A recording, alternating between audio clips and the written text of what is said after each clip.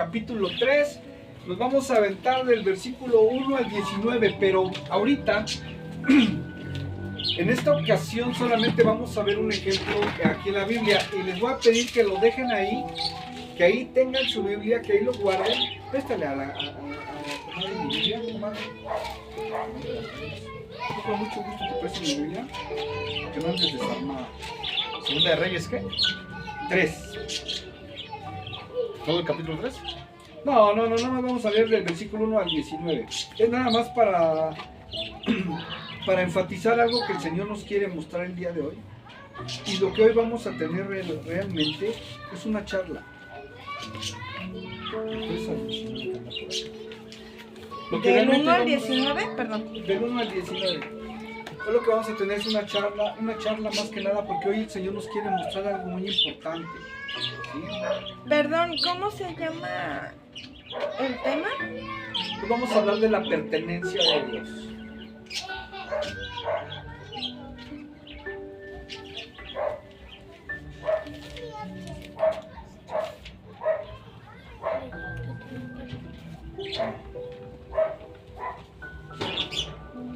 ¿La pertenencia de Dios? Sí.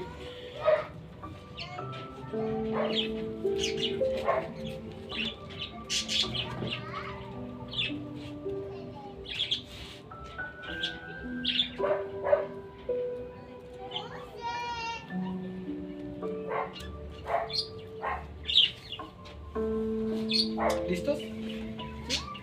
Ok, bien, continuamos entonces. Hoy les quiero preguntar a todos los presentes, ¿cuántos de ustedes tienen cicatrices? Cicatrices inicialmente en su cuerpo. No estoy preguntando el lugar, simplemente cicatrices. No les estoy preguntando la cantidad. Única y sencillamente si hay o no hay en su cuerpo cicatrices. Y yo creo que no hay ninguno de los presentes que me diga yo no tengo. ¿Cierto? Ahora, con esa pregunta en mente yo les digo, ahora, ¿cuántas cicatrices emocionales tenemos? Esas son más.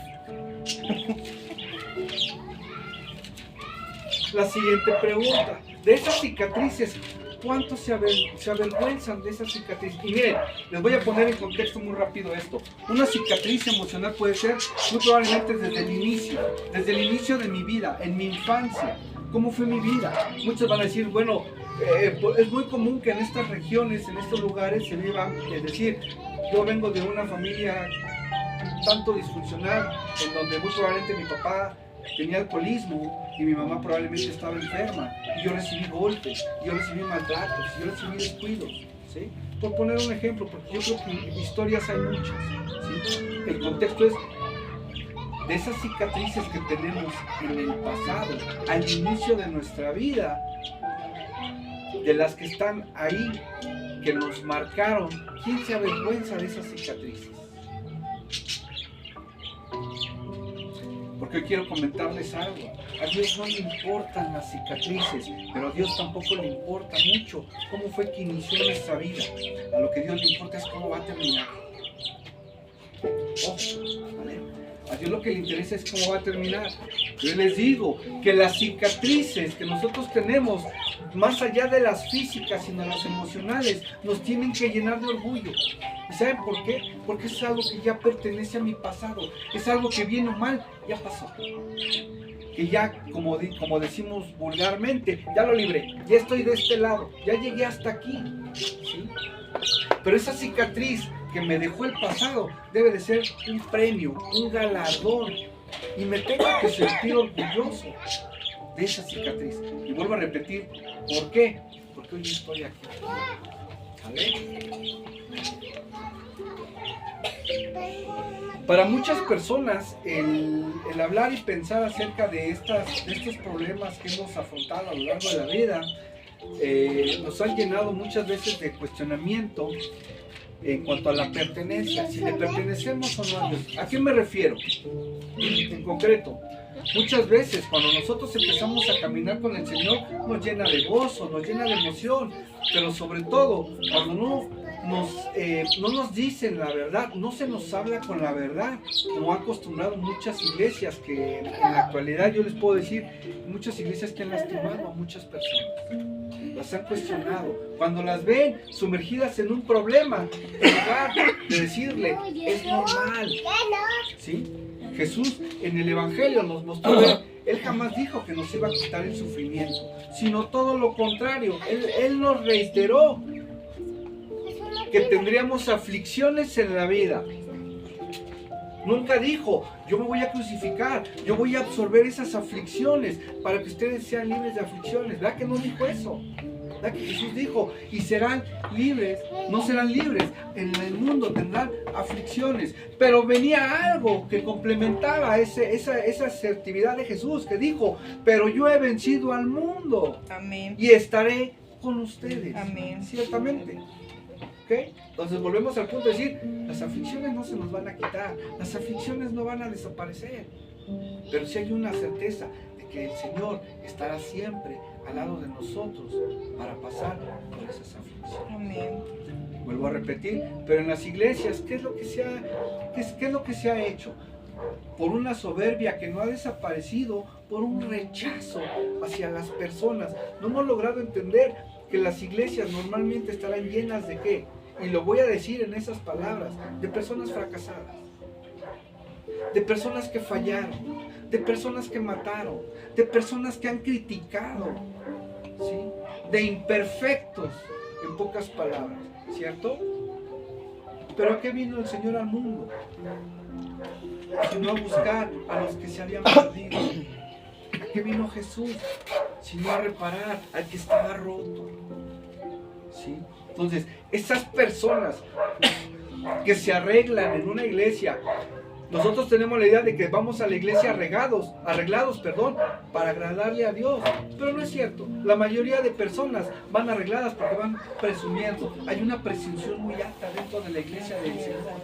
Y ahí es a donde empieza un problema tremendo, un problema terrible. Porque entonces estos pastores, estos hermanos, estos dirigentes en las iglesias empiezan a decirle a la gente, cuando tienen un problema, es de verdad doloroso que alguien le diga a alguien, es que estás haciendo algo mal.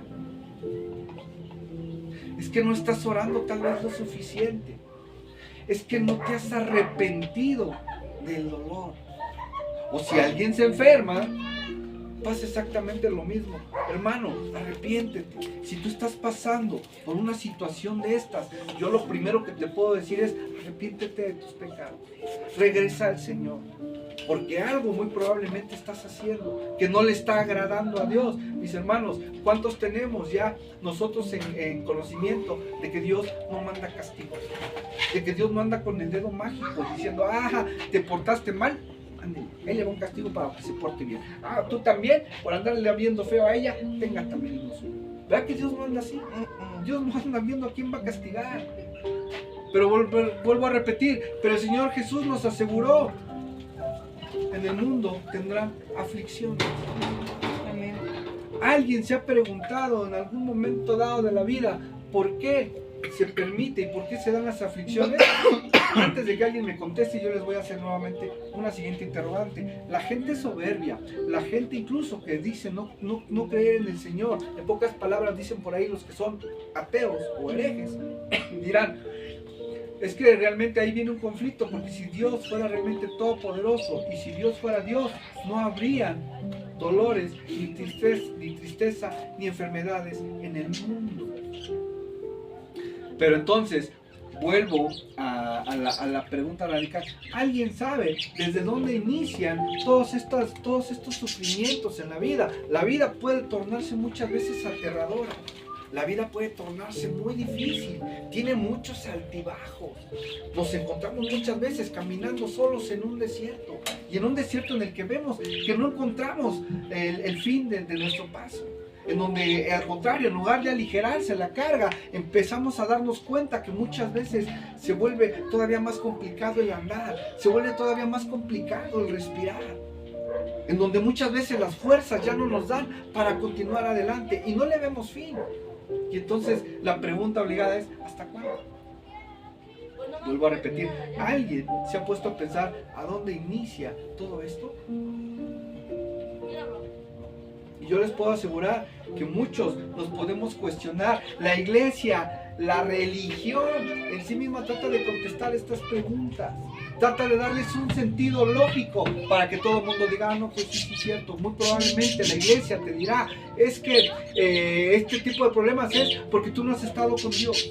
Porque tú no has caminado con Dios. Pero es momento de que tú te arrepientas, de que te sientes en una silla, de que vengas y dejes tu diezmo, que tú empieces a agradarle a Dios, y entonces ese tipo de cosas de tu vida van a desaparecer. Y yo les digo, en serio, si alguien les dice eso, en serio, ¿le van a creer? ¿Verdad que no? Es algo muy simple. ¿Y saben qué es? Desde el inicio, desde el origen, desde el Génesis, hubo una separación entre el hombre y Dios.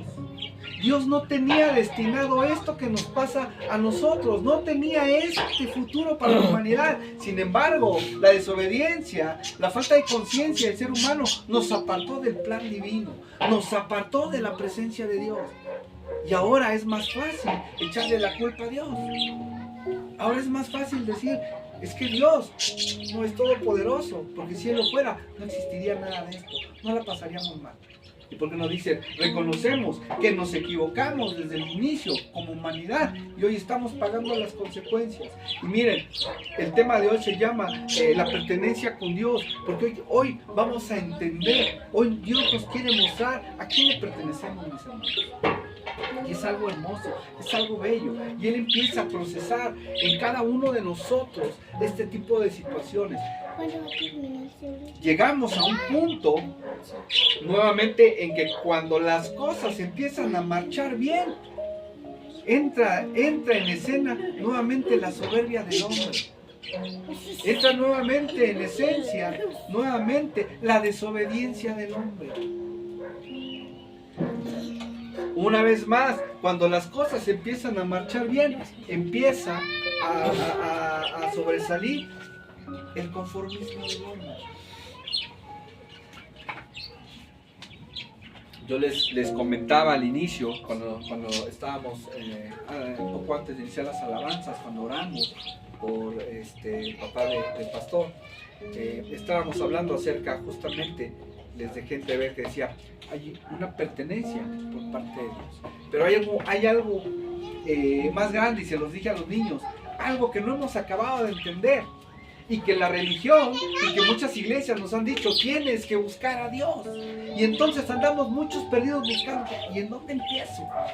¿Por dónde se busca a Dios? Yo creo que si ahorita sentamos a una persona que jamás le habíamos dado una plática, que jamás había abierto la Biblia, y decimos, empieza a buscar a Dios, no vas a saber ni siquiera por dónde. Pero ¿saben qué es lo peor y lo más triste? Que hay personas que llevan años sentados en una silla, asistiendo a una iglesia, y no saben en dónde buscar a Dios. Y hoy, mis hermanos, de verdad, hoy Dios con el corazón nos dice, no me tienen que buscar. La historia, toda la Biblia se basa en que Dios nos ha buscado a nosotros siempre. Amén. Amén. Y así siempre será. Dios dará siempre el primer paso. Me encanta, y se los voy a dejar para que lo entiendan. Muchos hemos cuestionado, y los que no son religiosos, los que no son creyentes, ¿verdad? En cuanto conocen la historia, por ejemplo, de David, cuestionan. ¿Quién fue David? Fue un rey, el rey de Israel. Pero como persona, ¿cómo fue David? Y entonces muchos atacan y dicen, David era un mujeriego, David fue un asesino, David se enamoró de una mujer y la deseó y la tuvo y quiso engañar al marido y lo mandó matar y se la quedó. Y encontramos las cosas malas del hombre, de David. Empezamos a cuestionar. Pero recordemos que durante la Biblia, y hay un versículo en Hechos y en Romanos donde dice, pero David era agradable a los ojos de Dios. Y la última canción que David cantó para el Señor, nos podemos dar cuenta cómo con el corazón él dijo, y entonces el Señor estiró la mano y me sacó de lo profundo de donde yo estaba, y me libró de mis enemigos que eran más fuertes que yo, porque le agradaba. Hay una traducción que dice, porque yo le gustaba a Dios. ¿Y saben por qué es eso? Porque Dios no veía a David y no veía tanto lo que David hacía. Aunque a Dios le dolía lo que David pudiera hacer como ser humano, había algo que podía con todo eso. Y era que David era siempre fiel y obediente a Dios. David, si recordamos, y los que hemos leído la vida y la historia de David, sabemos que David nunca dijo no puedo. Sabemos que David nunca dijo no lo voy a hacer.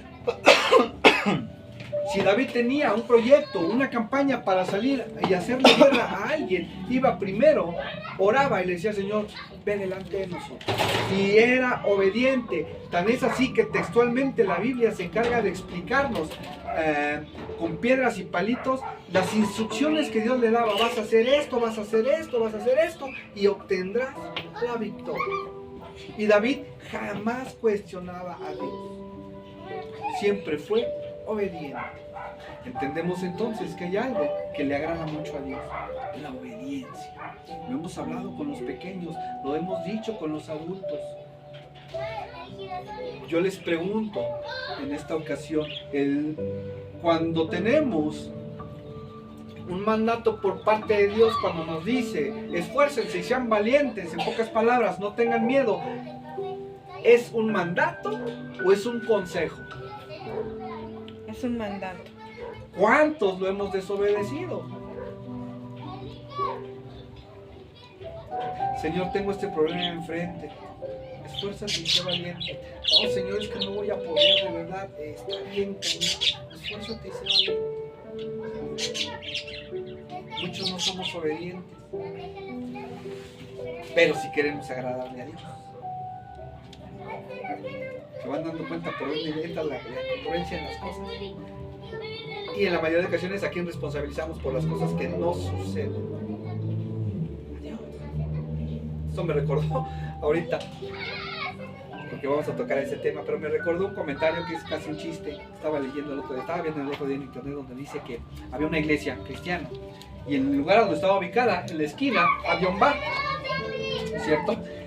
Y entonces el pastor un buen día a lo largo de un servicio le sugiere a toda la congregación, ¿qué les parece, mis hermanos, si oramos para que ese bar ya por fin se cierre? Porque constantemente tenían problemas, habían broncas y habían hasta muertos y todo eso, ¿no?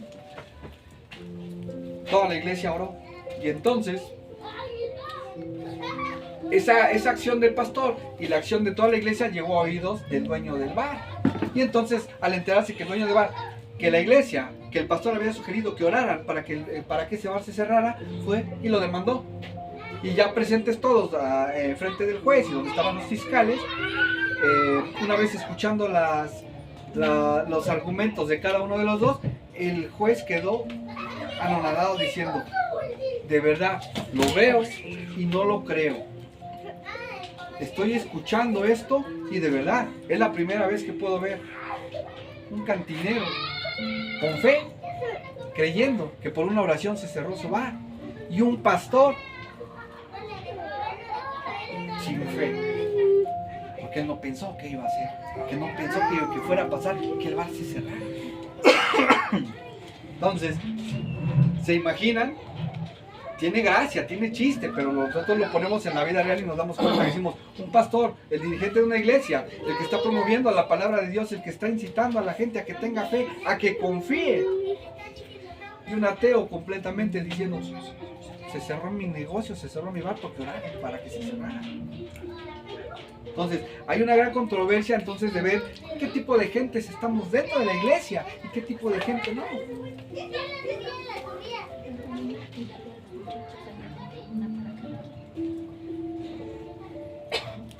¿Para qué?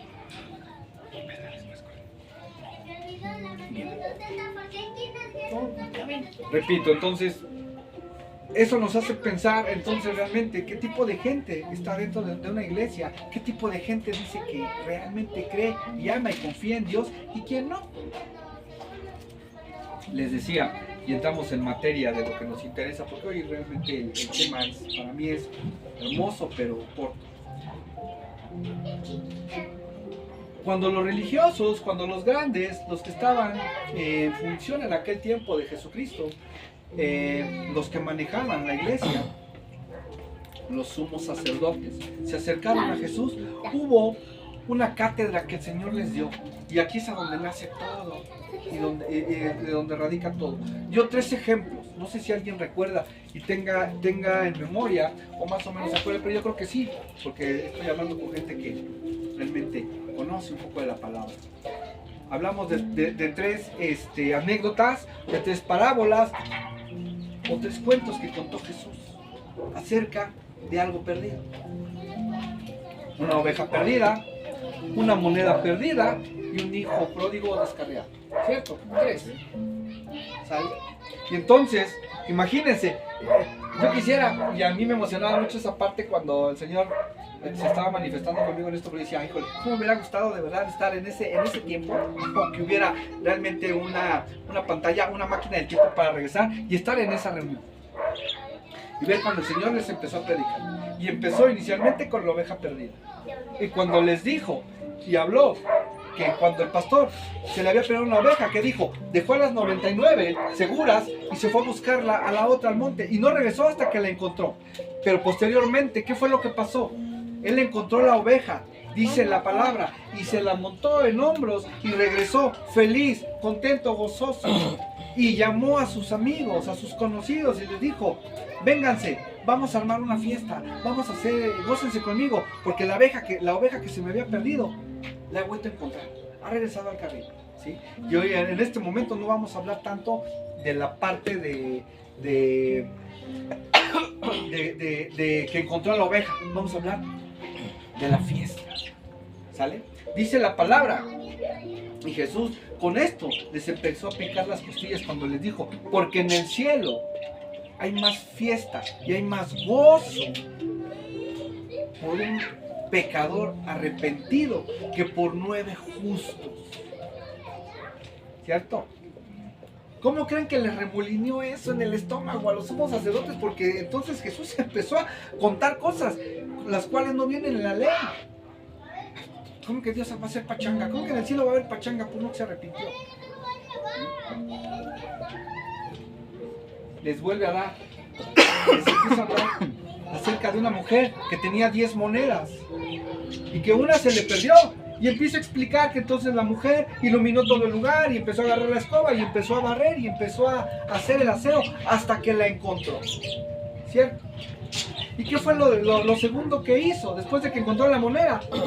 Se gozó, se llenó de emoción. Y entonces, ¿qué hizo? En tercera instancia, llamar a todas sus conocidas y decirle, gócense conmigo, porque la moneda que había yo perdido, la acabo de encontrar. ¿Sí? Ahora, antes de llegar al último relato, encuentren la joya, el diamante que Jesús les empezó a dejar en estos 3 relatos. ¿De quién era la moneda?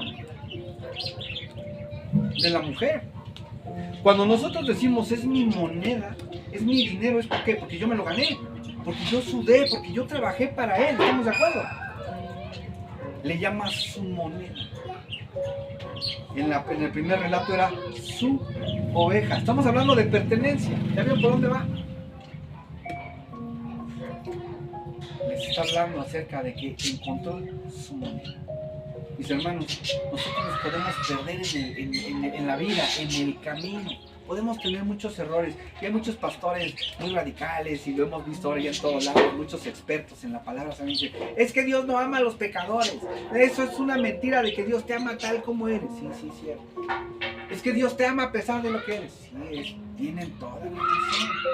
Pero para poder llegar a ese entendimiento, no se trata de leer un versículo, se trata de conocer a Jesús, se trata de conocer al Señor y saber cómo siente y cómo piensa el Señor. Porque si yo ahorita a uno de estos amigos les digo que aún a pesar de que puede existir una gente buena y una gente mala, pero si la gente mala se junta con el bueno, cosas buenas le van a pasar. ¿Quién lo cree? Yo levanto la mano y le digo, es amén. Eso es cierto. La gente, aún a pesar de que sea mala, si se junta con la gente buena, cosas buenas le van a pasar. Porque el Señor, a pesar de que tenga a sus hijos y que nos esté cuidando, no va a despulgar y decir, tú eres malo, sácate por allá, a ti no te voy a bendecir. No va a permitir que algo malo pase.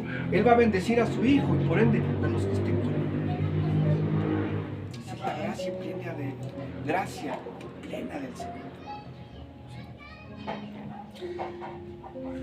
No para ahí. Lo sacaba. Si ahorita con estos relatos ya se les había subido la presión arterial a estos amigos, con el tercero, créanme que se les vino un derrame cerebral tremendo. Tremendo cuando les empieza a hablar acerca del hijo pródigo. Y les dice que en aquel entonces había un hombre que tenía 2 hijos, ¿sí? Y el menor ya estaba fastidiado, ya estaba molesto. Él quería a su papá, pero decía, papá, yo quiero estar contigo toda la vida, pero pues nomás tú no te mueres y yo ya quiero empezar a vivir la vida, entonces dame lo que me toca.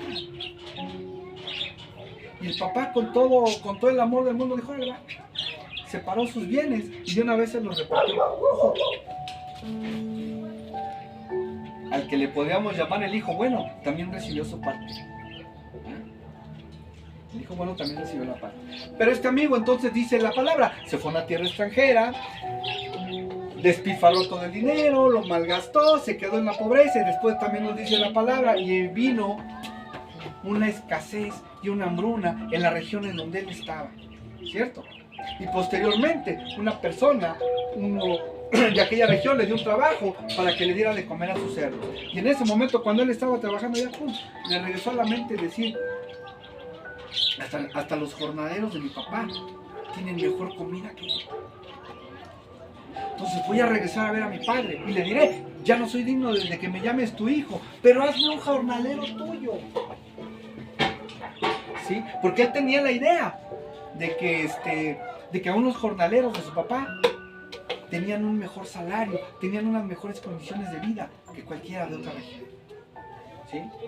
Dice la palabra textualmente, y volvió en sí, ¿cierto? Y volvió en sí. Entonces, la palabra nos relata que posteriormente este chico regresa a la presencia de su padre. Y aquí es a donde les vuela la cabeza a Jesús a toda la gente cuando les dice, y el padre viéndolo por la ventana que se acercaba, ¿qué hizo el papá? Se levantó la túnica y empezó a correr como lagartija de National Geographic, ¿sí o no? Lo estamos viendo, lo estamos imaginando, ¿no? ¿Cómo corrió el papá de emocionado y desesperado por su hijo? Mis hermanos, en aquella época que un hijo le faltara el respeto a su papá era inadmisible.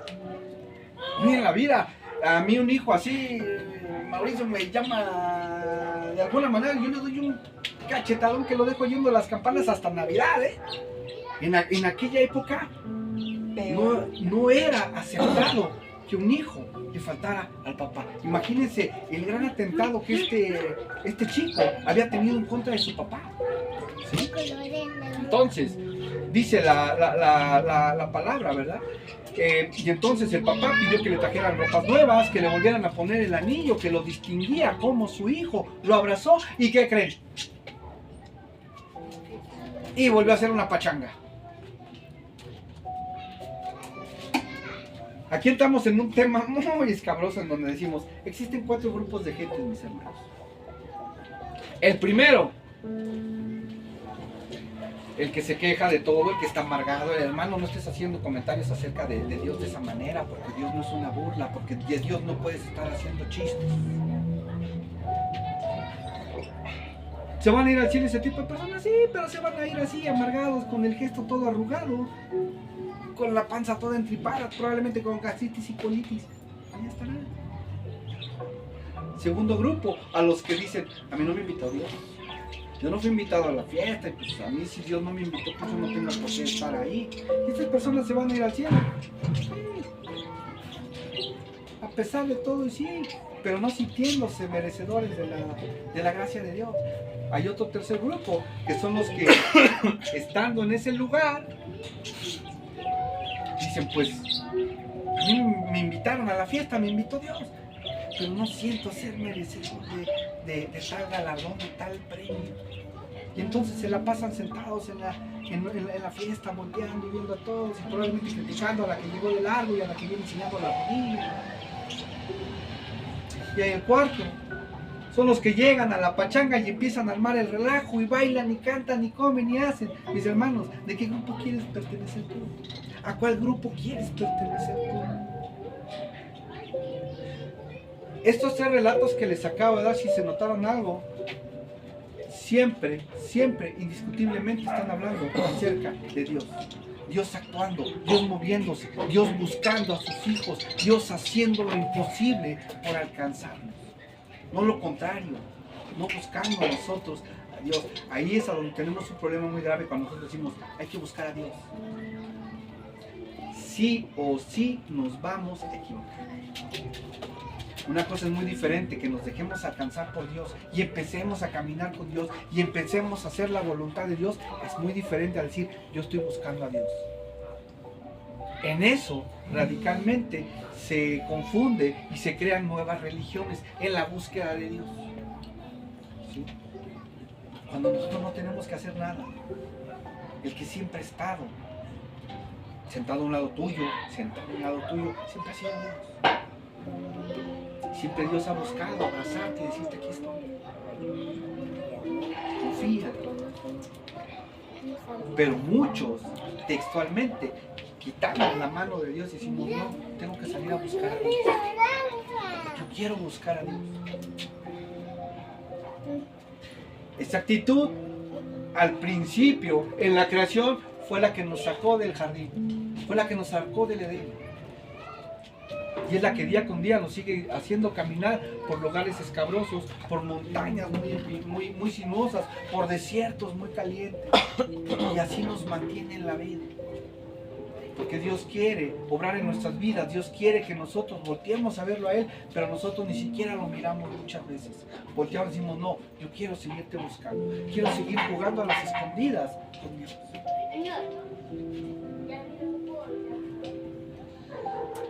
Muchas veces hemos salido de los que venimos, ¿verdad? De otra religión. Y yo no quiero decir equivocada, porque finalmente quiero respetar a la gente. Porque el pensar de cada persona es respetable. Pero algo indiscutiblemente que marca la diferencia es cómo piensa Dios y lo que yo creo que piensa Dios. Y para muchos pastores y para mucha gente incluso de otras religiones, Dios no es juego. Y para muchos Dios es completamente seriedad. Ya lo veo yo con el semblante. No sabemos si está enojado, si está serio, si así es toda la vida. No lo conocen. No lo conocemos. ¿Cómo te atreves a decir que Dios no echa relajo? ¿Cómo te puedes atrever a decir que Dios no ve la vida de una manera agradable? Si no lo conoces.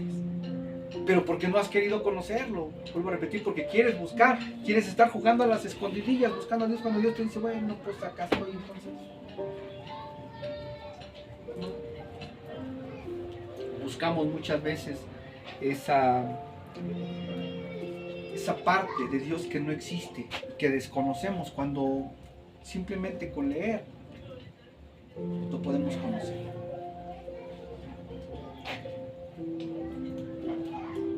Les decía yo al principio acerca de las heridas. Muchas veces algo de esos 4 grupos, algo que nos acerca, es como en el segundo, en el tercero, perdón, cuando no nos sentimos merecedores. No voy a decir nombres. ¿Cuántos, estando en este lugar que el Señor ha ido levantando, que lamentablemente no están, los que probablemente este mensaje era para ellos, porque decidieron desistir? Se han sentido con esa parte de decir, es que yo no creo que esto sea para mí, yo no creo que Dios me esté hablando a mí. Cuando en su momento le dijimos a una persona, Dios te está levantando. Hiciste lo correcto en decir, Señor, aquí estoy, usa mi vida. Y el Señor te dice, todo el que me quiera servir tiene que llevar al mundo, ¿qué? Mi mensaje. Tiene que hablarles de mí. Tiene que conocerme. Tiene que traer a mi pueblo a la verdad, a mi verdad, dice el Señor. Entonces alguien dice, no, yo no puedo ser pastor porque pecando. Oye, Dios quiere usar tu vida. No, mi hermano, es que yo no puedo orar porque yo he tenido muchos malos pensamientos, pero Dios está usando tu vida. No me creas a mí, yo soy un ser humano también como ustedes, y también me puedo equivocar, y también me puedo ir al hoyo. igual que ustedes, porque no hay nada que me haga especial.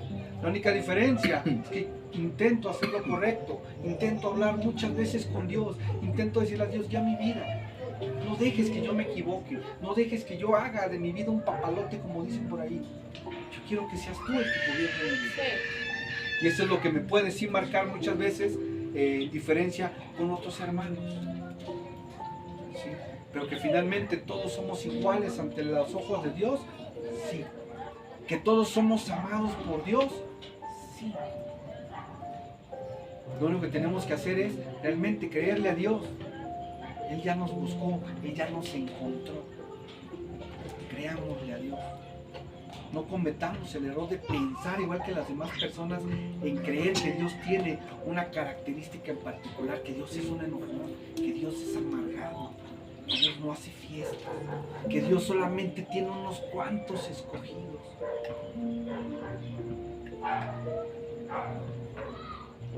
Los que no lo habían notado en el último relato, en el hijo pródigo, hay dos hijos, hay dos tribus, hay dos clases de seres humanos. Los que por derecho siempre han estado cerca de Dios, creyendo que le agradan a Dios y creyendo que haciendo lo correcto van a estar cerca de Dios, y están los que nos hemos desbalagado, que hemos hecho un papalote de nuestra vida, que nos fuimos al mundo a probarlo, que quisimos comernos el mundo a puños y que el mundo nos atrofió, nos golpeó, nos maltrató, nos rompió, nos ensució. Y aún a pesar de todo eso, Dios nos recibió de regreso otra vez.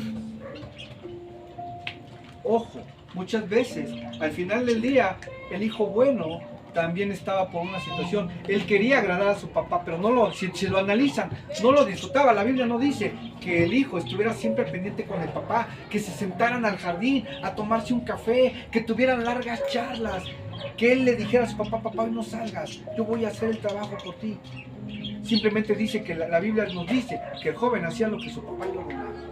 Y cuando vinieron los cuestionamientos, el papá le dijo, pues es que tú no has hecho lo que tú...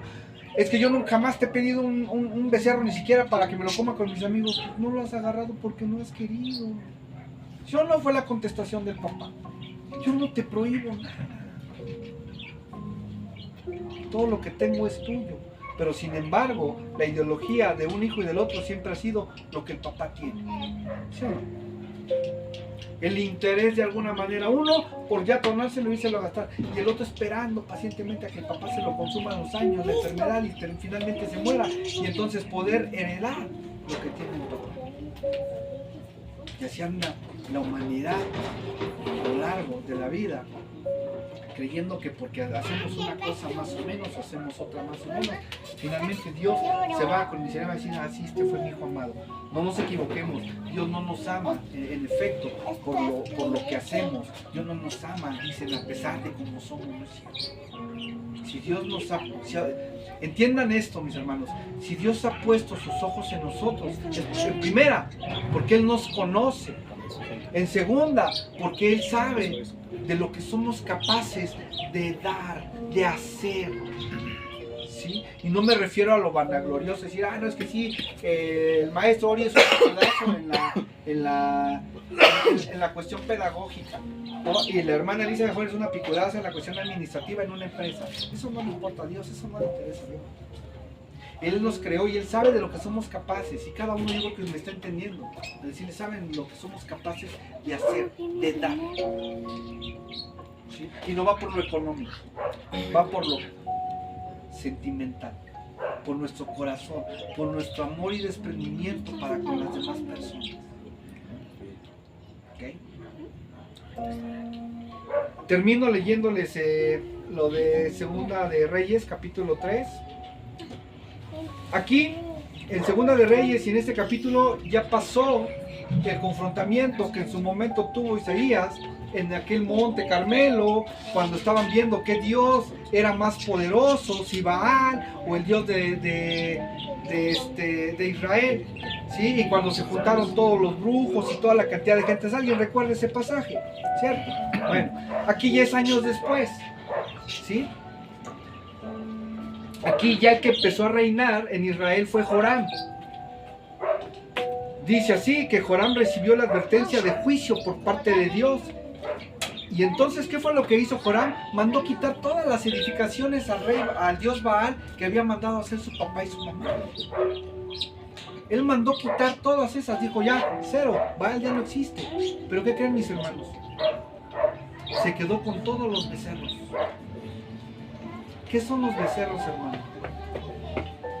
Todos los pecados, todas las creencias, todas las ideas. Y aquí hay un tema escabroso.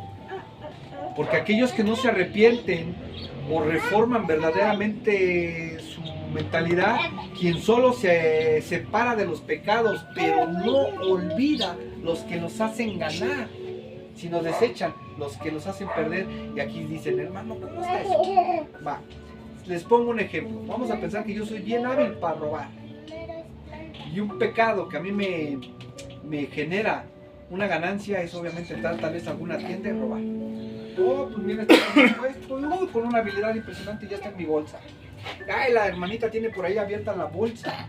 Y no, pues yo no le hago nada, yo no le hago daño a nadie porque no robo con violencia, ¿verdad? Pero, híjole, el celular está re bonito y está caro. Y paso por allá y la saludo, ¿verdad? Y ya me lo guardé y ya lo tengo también en la bolsa. Ah, no, pero los otros pecados como el ser grosero, el drogarme tal vez, el decir majaderías y ser alcohólico encima de todo, a lo mejor eso ya los dejé, porque esos me han atrofiado la vida, incluso por causa de la drogadicción y del alcoholismo he perdido tanto dinero, ¿sí? Pero el otro me ayuda a mantenerme, porque ahorita no tengo ni siquiera trabajo. ¿Sí me explico? Me deshago de unos pecados, pero me quedo con otros. Me quedo con los que aparentemente a mí me hacen ganar. Y era lo que Joram hizo. Él se quedó con los becerros. Sí quitó todas las imágenes, pero se quedó con los becerros. ¿Sí? Que en este caso nos está hablando acerca de los pecados. Dice el versículo 1, Joram, hijo de Acab, comenzó a reinar en Samaria sobre Israel el año 18 de Josafat, rey de Judá, y reinó 12 años. E hizo lo malo ante los ojos de Jehová, aunque no como su padre y su madre, porque quitó las estatuas de Baal que su padre había hecho, pero se entregó a los pecados de Jeroboam, hijo de Nabat, que hizo pecar a Israel y no se apartó de ellos. ¿Vale? Ojo.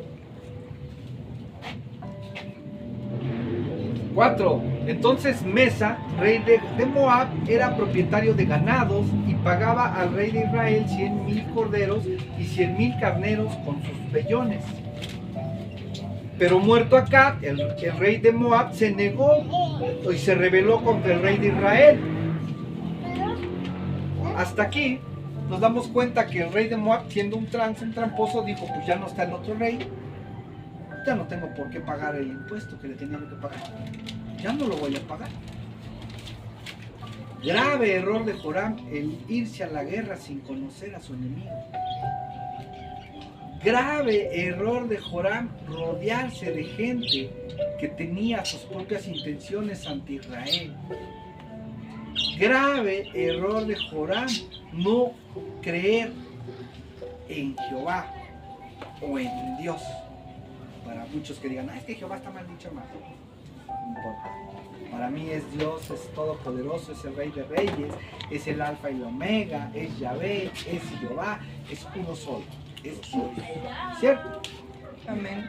Él no creía en Jehová. ¿Sí? Él tenía y traía la educación que traía de su casa, de sus papás. ¿Sale?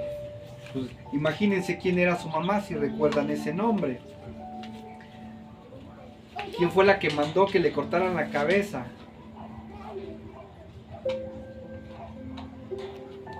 Jezabel.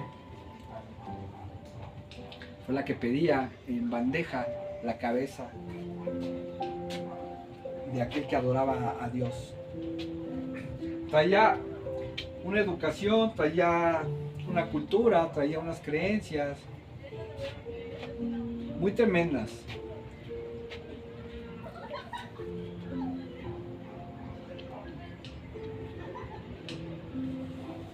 Entonces Joram se avienta nada más por que yo soy el nuevo rey y no me puede pasar por encima el rey de Moab, nos vamos a la guerra.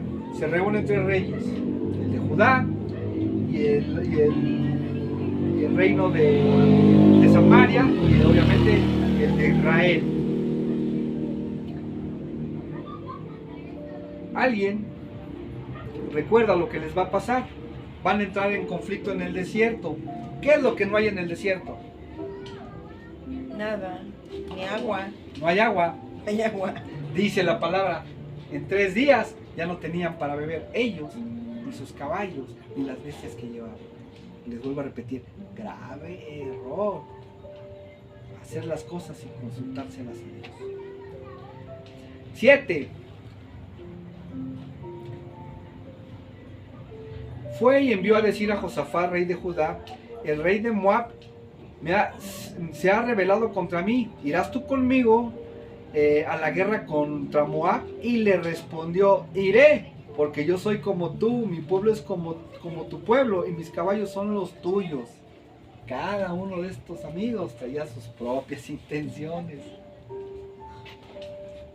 Y dijo, ¿por qué camino iremos? Y él respondió, por el camino del desierto de Edom. Salieron pues el rey de Israel, el rey de Judá y el rey de Edom, y como anduvieron rodeando por el desierto 7 días de camino, les faltó agua para el ejército y para las bestias que los seguían. Y entonces el rey de Israel dijo,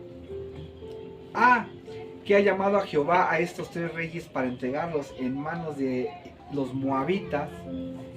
Pues si mi amigo, tú estás empezando a emprender tu propia campaña, si tú estás empezando a te organizar, no digas que Jehová es el que está organizando para entregarlos en manos de sus enemigos. Estamos culpando a Dios de nuestras propias malas decisiones, ¿sí o no? Ni siquiera tuvimos aquello de decir, oye Señor, oye Padre, ¿qué hago?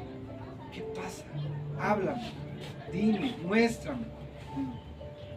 Ahí vamos, ¿no? Y sobre la marcha pues vamos viendo qué va pasando. Pero es más fácil decirle, no, Dios ya nos abandonó. Dios tenía un plan y era entregarnos en manos de los enemigos.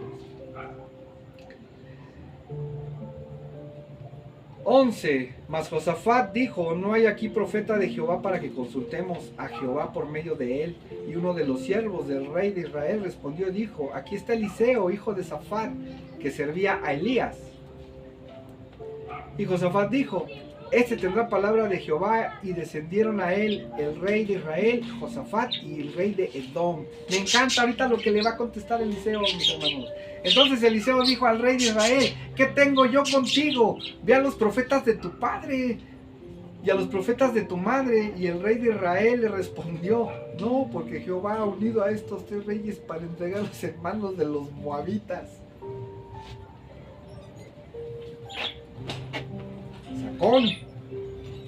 No, dice, y Eliseo dijo, y aquí es la que les digo, vean lo que le contestó. Y Eliseo dijo, vive Jehová de los ejércitos en cuya presencia estoy, que si no estuviese respecto al rostro de Josafat, rey de Judá, no te miraría a ti ni te viera. En pocas palabras, pues ve a buscar a tus dioses, o sea, a mí que vienes y me dices. Otro punto que también como creyentes del Señor tenemos que tener muy claro. A mí me puede venir y de verdad, no porque no esté y es con todo el amor en el Señor.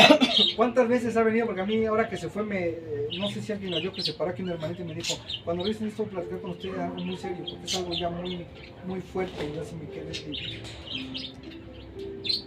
Cuando usted sabe dónde me encuentra y tiene mi teléfono y sabe dónde vivo, lo que necesite. Pero aquí el punto, mis hermanos, es, yo hablo con Dios, ¿sí? Pero mi hermano, tú hablas con Dios, ¿cierto? Yo no me equivoco. Comadre, tú hablas con Dios. Cuando tienes una necesidad, tú te acercas a Dios. Hermanita, Dios te pone en tu cabecita, en tu corazón lo que vas a dar en el opening. Tú hablas con Dios. Ana, habla con Dios. ¿Por qué me tienen que venir a buscar a mí? Es exactamente lo mismo. Pero cuando tú estás consciente de que lo que estás haciendo no está correcto, entonces si quieres que alguien ore y haga las cosas por ti. Y mis hermanos, eso a Dios no le gusta. ¿Por qué? Porque si nos volvemos al principio, ya lo aclaramos, la pertenencia, ¿a quién le pertenecemos?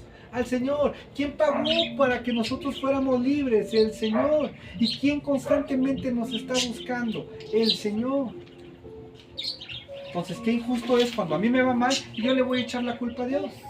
Pero si voy a pedirle a alguien que entonces, como me está yendo mal, pero Dios es el causante de mi problema, habla con Dios. Dile. No funciona así, no es correcto lo que está pasando así. Los problemas que yo tengo, yo me los sacaría. El problema de Josafat fue no preguntar, no informarse quién era este rey, ¿sí? El moabita. Sino agarró y dijo, vámonos a bronquearlo porque no quiere pagar lo que le corresponde. Espérate, háblalo con él, tranquilo. ¿Estamos de acuerdo? No era así como él lo estaba midiendo, como él pensó que tenía que hacerlo. Yo soy el rey y voy a ir a hacer una bronca. No funciona así. No culpemos a Dios y no busquemos después la justicia de Dios por medio de otros hermanos. Si yo me estoy cometiendo y estoy tropezándome constantemente, debe de haber un porqué. O traigo las sandalias mal metidas, o traigo las agujetas sueltas, o algo está pasando. Entonces, el que tiene que corregir el problema soy yo. Yo tengo que ir a Dios y hablar con Dios. Tengo la misma autoridad, el mismo privilegio que cualquiera de los que estamos aquí tenemos. ¿Sí? No se confundan, la única diferencia es que si hay una persona como líder aquí es porque Dios postuló a una persona para que sea el portavoz de lo que Dios quiere hablarles, de lo que Dios les está mostrando, ¿sí? Pero no es ni más santo que el que está sentado en la silla, ni menos santo, ¿ok? No nos confundamos con esa parte. Cuando empezamos a mezclar todo esto ya tenemos el nombre, se le llama religiosidad. Cuando pensamos que hay un ser apartado de todos los demás, en un lugar que merece estar en un altar y en un pedestal porque Él es superior a nosotros y Él tiene conexión directa con Dios, ya nos partimos. ¿Sí? Abusados con eso. Continuamos. Me encantó. Digo, ¿cuánto nos hemos ofendido nada más por el hecho de que un hermano nos diga, híjole, mi hermanita, pues no sé qué esté pasando, pero yo te aconsejo, pídele al Señor que te muestre qué es lo que está pasando, pídele tranquilidad, pídele paz, pero sobre todo pide sabiduría. Y alguien se ofende, mi hermano no quiere orar por mí, yo creo que a nadie le importa, y hay una canción que dice, mejor me como un gusanito, ¿no? Eliseo no usó ningún tacto, le dijo, vive Jehová de los ejércitos. Me encanta, préstame tu traducción, hermana, porque en este me rompe la cabeza a mí cuando le dice en el 14, cuando le dice, Eliseo replicó, le juro que si no fuera por el respeto que le tengo a Josafat, rey de Judá, ni siquiera le daría a usted la cara, tan cierto como que vive el Señor Todopoderoso a quien sirvo. En fin, que me traiga un músico. En otras versiones dice un tañero. Tañedor. Un tañedor es una persona que toca el arpa. Entonces podríamos decir que David era un tañedor. ¿Estamos de acuerdo? En esta versión dice un músico. En la otra dice un tañedor, ¿verdad? Ok, bien. Mas ahora traedme un tañedor. Y mientras el tañedor tocaba, la mano de Jehová vino sobre Eliseo. Cuando decimos la mano del Señor, esta es la parte que me encanta.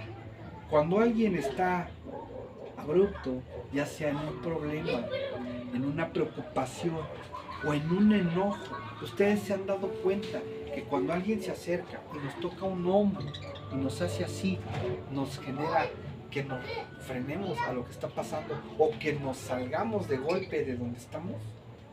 Imagínense cómo es cuando dice, y la mano del Señor se postró sobre Eliseo. ¿Cuántas veces? Yo no sé, no lo voy a preguntar porque yo creo que eso ya es muy personal, pero ¿cuántas veces la mano del Señor ha tocado tu hombro? O el tuyo. Muchas veces cuando he sentido que las cosas se me han salido de control, que estoy perdiendo completamente mi cordura, que siento que no puedo, y empiezo a orarle a Dios, y llega un punto en donde Dios me toca el hombro y me dice,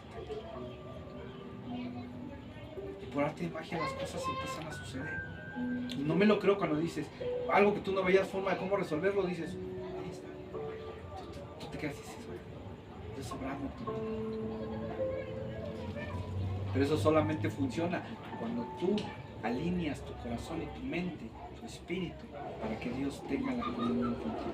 Cuando no, simplemente te puedes concentrar lo más que puedas y hacer incluso hasta yoga, que es algo que está relativamente en contra de las enseñanzas de Dios, y no lo vas a conseguir. No lo vas a poder lograr. Bien. Mas ahora traedme el tañedor, y tocaba la mano, vino sobre Eliseo. ¿Quién dijo? Así ha dicho Jehová, haced en este valle muchos estanques, porque Jehová ha dicho así: no veréis viento ni veréis lluvia, pero este valle será lleno de agua, y beberéis vosotros y vuestras bestias y vuestros ganados. Y esto es cosa ligera en los ojos de Jehová. Entregará también a los moabitas en vuestras manos, y destruiréis toda ciudad fortificada y toda villa hermosa, y talaréis todo buen árbol, cegaréis todas las fuentes de agua, y destruiréis con piedras toda tierra fértil. Mis hermanos, una promesa de Dios, y lo que les había dicho, aun a pesar de que haya gente mala, pero que decide juntarse con gente buena, Dios los va a bendecir. Josafat hizo cosas malas, no se retiró de sus pecados, pero de toda esa regada y metida de pata que pudo haber hecho, hizo lo correcto. Buscó al Señor, se dejó guiar por el Señor. ¿Sí? Algo con lo que concluyo y con lo que ha sido este tema, que yo espero que haya sido de bendición también para ustedes, así como lo ha sido para mí, entender lo que Dios nos quería dar a entender es: no se vayan por el lado absurdo. No sé si alguien, yo le platicaba, no sé si alguien está enterado que hubo un falso rumor de que en Estados Unidos iban a abrir, ya por fin aceptó el Congreso una ley antisemita. ¿Alguien sabe qué es el antisemitismo? Para aquellos que no saben qué es el antisemitismo, es una acción declarada en contra de los judíos. Es estar en contra de los judíos. Acciones antisemitas fueron, por ejemplo, el holocausto de Hitler, ¿sí? La cacería de aquel entonces del gobierno romano contra el pueblo de Israel, los egipcios, los que tenían los griegos, ¿verdad? Los griegos, todos estos pueblos que atacaban a lo largo de la historia a los israelitas, a esa acción se le llama antisemita. ¿Okay? Se supone que en Estados Unidos se declaró una ley antisemita. ¿Qué quiere decir esto? Que los judíos ya no iban a tener cabida en Estados Unidos. Tantas afrentas que han tenido y conflictos que han tenido en Estados Unidos detonaron que ya se creara una ley, y que estaban también embarrando que también ya en Canadá iba a pasar lo mismo, y que no sé qué. Bueno, recordemos que la palabra nos avisa de falsas guerras, de falsos profetas. Es muy importante, y aquí lo que yo entendí y yo atañe en mi corazón es que el Señor nos está queriendo mostrar con esto que le estoy diciendo, y con toda la certeza del mundo que le estoy diciendo, es: ojo, Dios no es un radical, ¿sí? Dios no es algo con un poder increíble que está inánime, sin mostrar ningún reflejo facial, sin estar al pendiente. Quítense la idea de que Dios, hay un juicio para el que no lo quiera. Es muy diferente que digan: tú por ser pecador te vas a condenar y te vas a ir al infierno. Dios no está señalando ni condenando a la gente. Dios está dando la oportunidad de que todo el que quiera venga a Él. Y el que no es amenaza, es decisión personal, decir: no me interesa, yo no quiero ir con Dios, me voy a ir a otro lugar. Dios respeta el libre albedrío, ¿sí? Pero quítense de la idea a estos pastores que están hablando que si Cash Luna es hereje. Le digo a Ana, hoy me quedó claro con todo esto que me puso a mí el Señor. A ver, hace un par de meses llegó, creo que fue la DEA o el FBI, uno de esos dos llegó a la iglesia de Cash Luna, detuvieron a todos los dirigentes de la iglesia. Este señor se fue a la cárcel, lo habían acusado de lavado de dinero.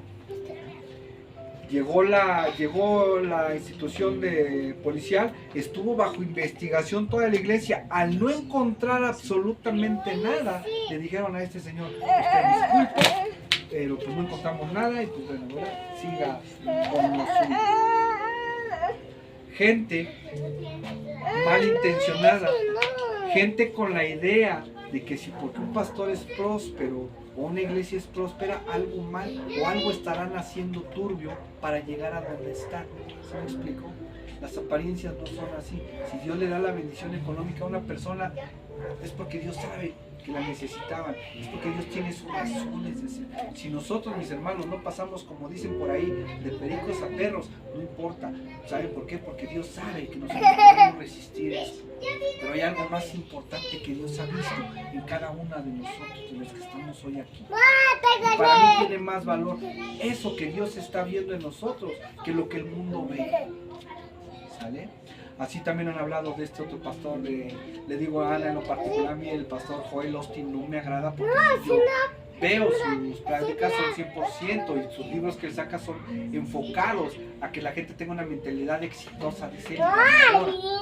¿Sí? Dante Gebel me cae súper bien porque es muy chistoso, es muy agradable, lo atacan también muy fuerte porque dicen que no es un pastor, que es un payaso vestido de traje en una iglesia. Y vuelvo a repetir, hay un pastor, ahorita no recuerdo cómo se llama, muy radical y que empieza a decir que esa no es la manera de predicar y que a Dios eso le molesta. Brother, si no conoces a Dios, guarda silencio, cállate. Conoce primero realmente a Dios. Esto que yo les estoy comentando, el Señor lo pone en mi corazón, Él me dice, diles. Básicamente es diles de parte mía que no me tienen que buscar, que yo los estoy buscando. Siempre nos ha buscado y en su palabra nos dejó muy claro, fiesta cuando alguien se convierte. Indiscutiblemente fiesta cuando alguien decide dejar su vida pecaminosa, su decisión de irse a la perdición y regresar al origen del Señor. Yo no lo digo, lo dice la palabra, porque le habló a sus allegados y dijo, gócense conmigo, hagan fiesta, vamos a hacer un banquete. Dios. La Biblia, desde el Génesis hasta el Apocalipsis, es de lo que nos habla. El Señor, desde el inicio hasta el final, siempre buscando a su pueblo, siempre dando el primer paso. El Evangelio, por parte del Señor, es la acción, digamos, la acción ya más fuerte, más precipitada por parte de Dios, entregando a su único Hijo para que todos pudiéramos encontrar a Dios. Le pertenecemos. Él ya pagó por lo que quiera que nosotros hayamos hecho. Lo único que tenemos que hacer realmente es creer que Dios ya nos perdonó, que Dios nos está buscando y sobre todo, no importa la condición que tengamos, Dios está buscando la manera de usarnos para que su palabra y esto que hoy acabamos de entender y conocer salga de este lugar y mucha más gente lo conozca. Que Dios los bendiga, mis hermanos. Estamos dando por despedidos el servicio. No sé si haya algo por lo que quieran que oremos, aparte de lo que ya se oró por el